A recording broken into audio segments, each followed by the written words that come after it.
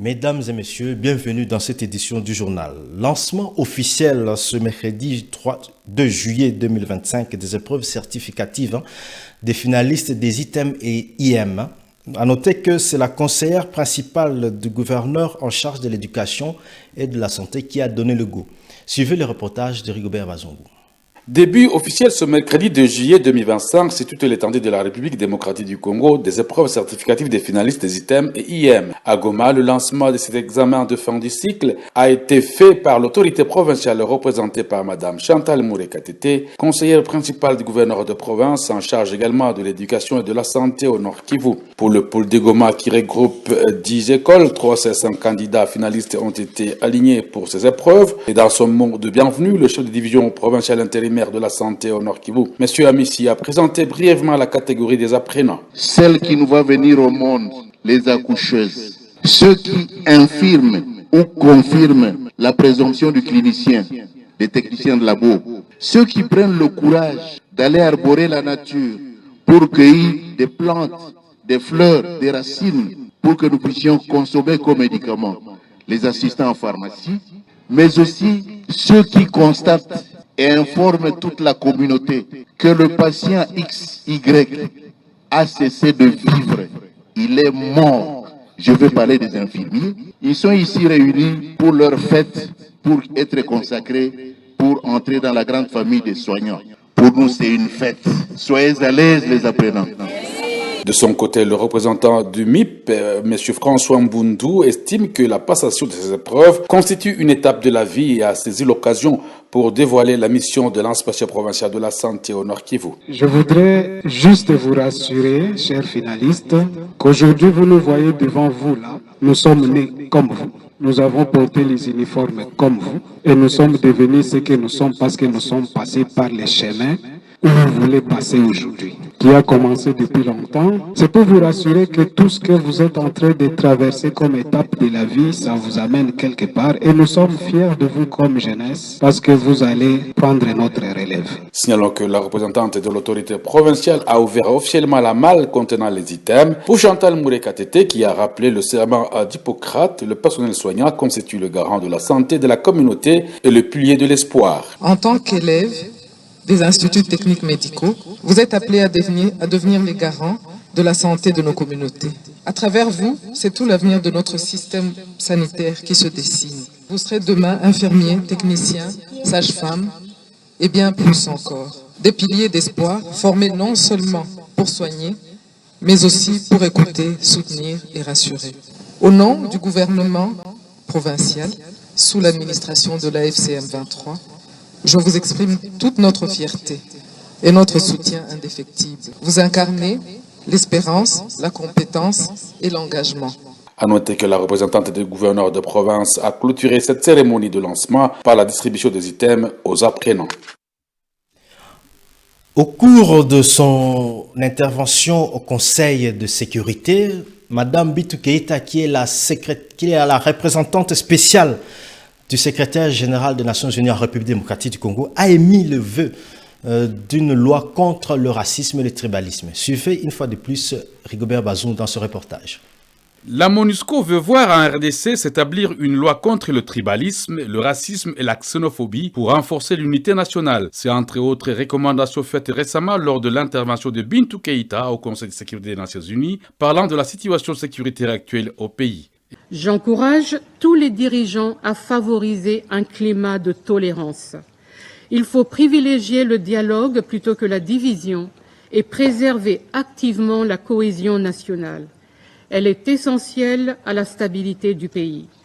Dans cette perspective, Les autorités congolaises doivent rester attentives aux préoccupations relatives au rétrécissement de l'espace politique et civique. Dans cet esprit, je réitère mon appel en faveur de l'adoption de la proposition de loi contre le tribalisme, le racisme et la xénophobie, qui constitue une étape essentielle pour prévenir les abus qui menacent l'unité nationale. Il a félicité les responsables de la FCM 23 qui ont permis sa récente visite à Goma, qui est actuellement en train de produire des effets dans le sens de la stabilisation progressive de la RDC. Je félicite l'ensemble des partis, y compris les AFCM 23, qui m'ont permis de me rendre à Goma il y a 2 semaines de cela, pour la première fois depuis la chute de la ville en janvier. Cette visite m'a permis de rencontrer le personnel civil et en tenue de la MONUSCO. Un moment extrêmement difficile. L'objectif était de renforcer, de remonter le moral, de réaffirmer l'attachement de la MONUSCO vis-à-vis des communautés touchées par le conflit. Ma visite avait aussi pour but d'associer les AFC M23 au règlement des problèmes opérationnels en lien avec l'exécution de notre mandat. Ces derniers jours, des progrès ont été réalisés en vue de la levée des restrictions imposées à la capacité de la MONUSCO d'opérer efficacement. Il s'agit notamment de l'assouplissement des possibilités de circuler au point de passage pour nos fonctionnaires, la libération de camions de carburant, l'accès à l'aéroport de Goma au terminal de l'ONU pour évaluer sa situation. La reprise des rotations est prévue début juillet et est attendue de longue date.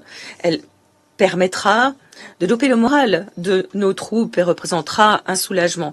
J'ai bon espoir que ces faits positifs favorisent la liberté de circulation de la mission, permettent le franchissement des points de manière plus prévisible pour le personnel et permettent aussi de réapprovisionner plus simplement les soldats de la paix. Pour la MONUSCO, il y a des avancées vers la paix dans tous les processus que les Nations Unies soutiennent. Le 65e anniversaire de l'indépendance de la République démocratique du Congo a été célébré ce lundi 30 juin 2025. À Goma, une soirée a été organisée à Serena Hotel. Suivez à cet effet le reportage de Fabrice Lukeka qui nous en dira plus. Un spectacle de récital sur fond des pensées non vulgarisées de Patrice Lumumba dit musical de l'indépendance a permis dans la soirée du 30 juin à Serena Hotel de Goma de comprendre là où les idées forces de Corneille Nangaa et tous les hauts cadres de l'AFCM 23 se croisent. Sur un scénario monté par Magloire Paluku, exécuté par les artistes talentueux de Goma, ce musical a ressorti les aspirations de la lutte de la révolution actuelle et connecté les grandes visions. Le non-dit du discours de Lumumba est expliqué sur la scène, révèle Magloire Paluku. Chaque fois que Corneille Nangaa parle, il a les termes de Lumumba sans les savoir. C'est de la mythologie, c'est de la ressemblance. Les grands esprits se rencontrent quelque part et c'est comme ça que Dieu les a créés. Et puis nous avons parlé de la deuxième partie du discours de Lumumba qu'on nous a caché. Tout le monde a cru que Lumumba avait fait un discours pour se moquer de Blancs. Non, vous venez de suivre. Il a fait un discours, projet, bilan, programme qui est fait aujourd'hui par Corneille Nangaa. Nous devons perpétuer le 30 juin. Pas comme nous le faisons nous, mais comme a été 30 juin à son essence. Parce que si nous oublions notre histoire, les qualités, la cérémonie, le protocole de 1960, nous perdrons. Corneille Nangaa, entouré par des cadres de l'AFCM 23 et un public sélectif, ont admiré la création artistique qui a remis la génération actuelle vers les débuts de l'indépendance. Merci beaucoup à Corneille Nangaa, merci beaucoup à 123. Voilà qu'il nous a donné cette occasion quand même de commémorer ce jour-là. C'était historique pour nous, les Congolais. Magloire Paluku, c'est vraiment un artiste complet. Parce que ce qu'il a monté en si peu de temps et la quintessence du contenu, c'est époustouflant. C'est époustouflant. Il a su marier le 30 juin 1960 au 30 juin 2025 et de manière extraordinaire. Les acteurs d'aujourd'hui, il les a confrontés aux acteurs d'hier et ce qu'il a ressorti, c'est ça qui est émouvant. Il a ressorti les points communs dans leur discours en dépit du temps qui s'est écoulé entre ces deux générations-là. La soirée culturelle de l'indépendance de 2025 à Goma s'est distinguée par l'imagination spectaculaire de la riche inspiration congolaise, peut-on apprécier. Sa vie était une danse délicate, tout en se déplaçant avec une grâce. Mesdames et messieurs, nous avons été ravis d'avoir été des nôtres. Merci de nous avoir suivis.